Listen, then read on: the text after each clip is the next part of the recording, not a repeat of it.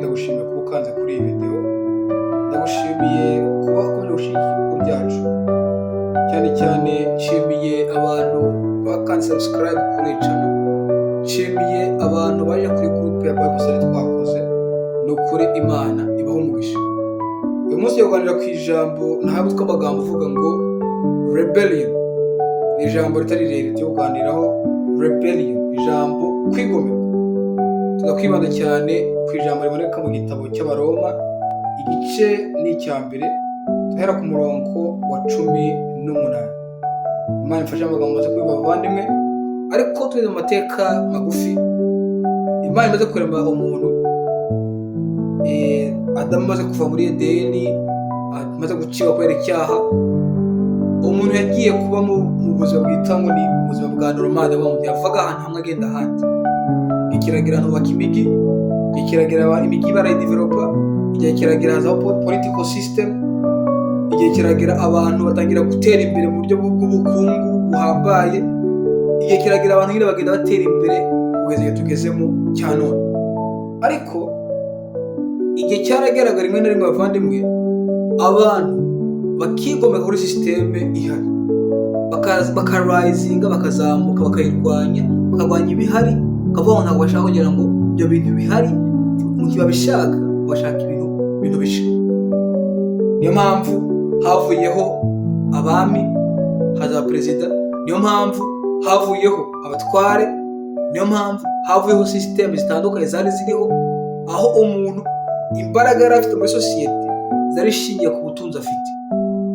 Byose byagiye bihinduka bitewe n'abantu bagiye bakora rebellion, bakanga systeme, bakayirwanya, bakigomeka, bakavuga ngo dushaka ibintu ko bikomeza.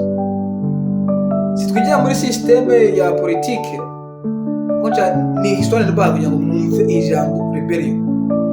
Rebellion ntabwo ari ijambo ryiza abavandimwe, unarigiyemo cyane deep wakisanga ibintu bya politike, ariko twibanda cyane ku ijambo ngo rebellion against God. Against God ni kwigomeka ku Mana. Ni ijambo ribareka mu Efeso 2:2 ngo ni umwuka ukorera mu batumvira, ni umwuka ukomera mu batumvira, umwuka ugumura abantu, ukabangisha ibintu bizima, ukawukumvisha intege zitavuye agaciro. Uyu ni umwuka ukorera mu bantu b'iki gihe, babwira yuko twanga ibintu byabayeho, twanga ibintu byakozwe n'ababyeyi bacu, twanga systeme yashizweho, twanga ibintu bizima, twishire byacu. Nateye joke ubushize kato kwiga, ndavuga ngo ikintu kiri normal gisanzwe muri iki gihe ntabwo gihagije. Nateye joke ndavuga ngo muri goseti kiza amasikiyo, kuri bamwe nambaye umuntu ugezweho, kuri urugero seti ibisatsi yanjye mfite, nyihinduye ibara nkashyiramo urutuku, umuhondo, cyangwa avangavanga nkashyiramo urutuku, umweru, umuhondo, ibiki byose. Ku muntu umwe icyo gihe mbabaye umuntu ugezweho. Cyangwa nshizeho tatuwaje ivuye hano igeze hano, ivuye hano igeze hano, hano nkandika ngo Yesu arakiza, hano nkandika ngo ho Abaroma 20, Abaroma 1:10 na kangahe, icyo gihe magezweho. Ku bantu ikintu cya nomo, ikintu gisanzwe ntigihagije, bashaka ibintu bishashagirana, ibintu biri extraordinary, ibintu kubera umuntu kubera consuming content, consuming ibintu kuri Instagram, consuming ibintu kuri TikTok, akantu gasanzwe ntabwo hagije. Yagwara uyu munsi kuri rebellion, umwuka ukorera mu bantu batumvira, babwiye yuko ibintu biriho bizima tugomba kwivanaho, kuvuga ngo tugomba kuvanaho ibintu byashyizwe n'ababyeyi bacu, tugomba kubisenga tukabivanaho, tukishyiraho ibyacu. Kuvuga ngo abantu bavuga ngo ni gute ababyeyi bacu batubwiye ngo twifata muri iki gihe, twishyiraho ibyacu. Umuntu akavuga ngo njyewe zabuze bwanjye uko nishakiye, nta muntu uzambwira uko nitwara, nta muntu uzambwira uko nifata, nta muntu ni njyewe mwami wanjye. Niko abantu bagize ute ko babayeho muri iki gihe. Ikindi abantu bishyiraho imana zabo, tuzakubyuma mu kanya dusoma iki gitabo, bishyiraho imana zabo. Sister wanjye hari ijambo yakoresheje ryiza, yaravuze nditekerezaho, kuko nyuma yaho hari ahandi nagiye mbyumva. Muri Amerika iyo umuntu umukinnyi wa filime, umukinnyi uwo ari we wese ukina iby'imyidagaduro yabonye igihembo aravuga ngo nshimiye Imana. Na Perezida Trump akunda kubikoresha, nshimiye Imana, I thank God that he took us from this situation, I thank God that he protected these people. Akoresha Imana muri speech agenda avuga. Sisa yavuze ijambo avuga ngo mu kwibaza se abantu Imana bavuga ni iki? Ukubaza which God are you thanking? Nihe Mana uri gushima? Muvane hari igihe bashima Satani utabizi. Kuri we Satani ari bari Imana. Hari igihe yishima ubwo ngo ngewe akishima kuri we ubwo ari Imana. Hari igihe bashima abadayimoni kuri we abo bantu abadayimoni ari Imana. Hari igihe bashima abandi bantu. Mu kwibaza nihe Mana uri gushima? Abantu twiremeye ibigirwamana muri iki gihe cyacu, aho umucelebrity umuntu ureba ukamukurikira yabagirwamana kuri wowe, aho telefone ko bagirwamana, aho ibintu navuga ngo friends, abantu mugendana nabo, abantu waba utabafite wumva kuri wowe ubuzima bwawe buri kuvurivovinga kuri abo bantu, kumva ubuzima bwawe nta kindi butaburiho udafite abo bantu. Vandimwe tuganira ku ijambo bita ngo rebellion, kwigomeka ku Mana. Abaefeso 2:2 ni umwuka ngo twari ngo kera twakoreshwaga n'uwo mwuka, twakoreshwaga n'umwuka gukora mu nzego batumvira Imana, batumvira abantu bashaka gusenya ibintu biriho.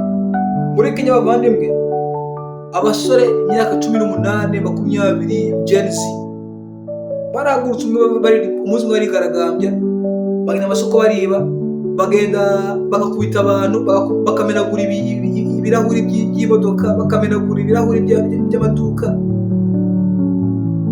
kubera ngo habaye ikibazo muri economy. Muri 2020 abantu barahagurutse barigaragambya bitewe n'umugabo muri Amerika wari wagize ikibazo. Umupolisi ababyibuka, umupolisi uwo mugabo yitwaga George Floyd, umupolisi yaramufashe amutsika cyangwa amushyiraho ivi hano ku gikanu arapfa. Maze gupfa abantu habayeho rebellion, habayeho kwigomeka, habayeho kuzamuka, habayeho kuba gusenya ibintu byinshi cyane kubera uwo muntu. Abantu bagenda barutinga amashopu, abantu baragenda twika ibintu byinshi bitandukanye, bagenda kubita hasi ibishushanyo byari bihari kubera icyo kintu. Turi mu gihe muvandimwe aho abantu barimo sinzi ni ikintu kibarimo, kandi bari ikintu nagihamya, ni ikintu kibarimo cyabwira yuko ibintu bihari ntabwo bihagije. Ibintu bihari ngo birakurwanya, weho system is against you, ugomba kurwana, ugomba kuyi-overcome, ugomba gutsinda ikintu cyose ngo kiri against you, ugomba kurwana. Hari umwuka barimo guhangana nta mpamvu. Abantu muhuye ni uguhangana gusa. Abasore muri iki gihe nicyo bameze, akantu kose ni politiko. Abantu nk'urugero bavandimwe muri Amerika, aho abantu bitewe na politiki ihari bari guhaguruka bakigaragambya, bagatwika ibintu, bagatwika amadarapo, bagatwika ibintu bitandukanye kubera politiki. Kandi ikibabaje ni abasore bangana natwe. Turaba ku ijambo rebellion, kwigomeka ku Mana. Ijambo Abaroma igice cya 10 igice cya 2:18 handitse ngo umujinya w'Imana uhishurwa uva mu ijuru, ubyikirijwe ubugome no gukiranirwa by'abantu byose bashikamiza ukuri gukiranirwa kwabo.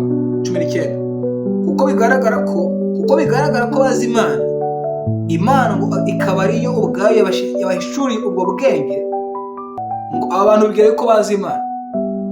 Ikindi ngo bakibye ibintu babonye ngo bisha, bakazana ibintu nk'iyo bihabanye na natire ku bintu bikorwa, bakibye yuko ngo ubwo bwenge babuhawe n'Imana, batazi ko babuhawe na Satani n'abadayimoni. Ngo kuko bigaragara ko bazi Imana, Imana ikaba ariyo ubwayo yabahishuriye ubwo bwenge, kuko ibitaboneka niko bibwira ngo kuko ibitaboneka byayo ari byo bubasha bwayo buhoraho n'ubumana bwayo bigaragara neza uhereye ku kuremwa kw'isi, bigaragazwa n'ibyo yaremye kugira ngo batagira icyo kwireguza. Makumyabiri na rimwe, kuko ubwo bamenye Imana batayubahirije nk'Imana habe no kwishima, ahubwo bahinduka abibwira ibitagira umumaro, maze imitima yabo y'ibirimarima icura umwijima. Makumyabiri na kabiri, bise abanyabwenge bahinduka abapfu, maze ubwiza bw'Imana idapfa babuhindura ibishushanyo by'abantu n'iby'ibiguruka n'iby'ibigenza amaguru ane n'iby'ibikururuka. Makumyabiri na kane, nicyo cyatumye Imana ibareka ngo bakurikize ibyo imitima yabo irarikira, bakora ibiteye isoni, bonone imibiri yabo. Makumyabiri na gatanu, kuko baguraniye ukuri kw'Imana gukurikiza ibinyoma. Baguraniye ukuri kw'Imana bakurikiza iki? Ibinyoma. Birema ibishushanyo by'ibigirwamana. Ikindi ngo baguranye ukuri kw'Imana ngo bakurikira ibinyoma. Kuko baguranye ukuri kw'Imana bakurikiza ibinyoma, bakaramya ibyaremwe bakabikorera kubirutisha Imana rurema, ariyo ishimwe iteka ryose. Amen.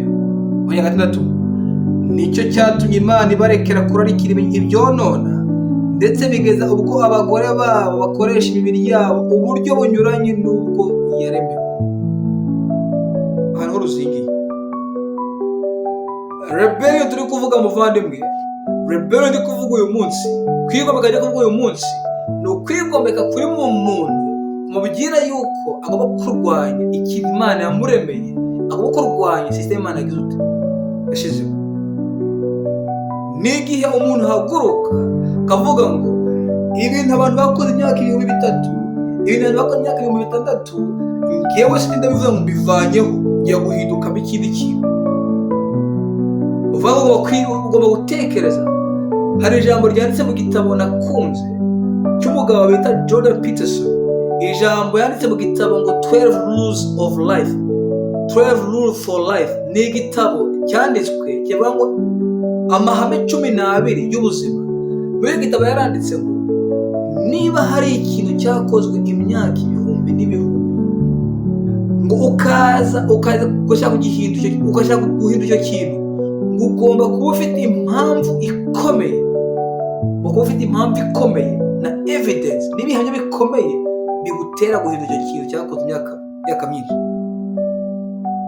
Niba tuzi yuko umuntu avuka, agakura, agasaza, agapfa, akaba ari sekere y'ubuzima, niba tuzi yuko umuntu hari ibintu umuntu ari cyo, niba tuzi yuko seta agizwe n'ikintu, umugabo agizwe n'ikintu, umugabo agizwe n'ikintu, umwana agizwe n'ikintu, umwana afite innocence, umwana agomba kurindwa ibintu bimwe na bimwe, umwana agomba kurindwa ibintu byakwangiza ubwonko bwe kubera ari umwana mutoya. Niba tudashyiraho iyo system ngo tuyigene nk'uko abantu bayishyizeho kuva kera, abo ngo tugiye kubihindura ngo twishyirireho ibyacu, turi muri ereri ikomeye.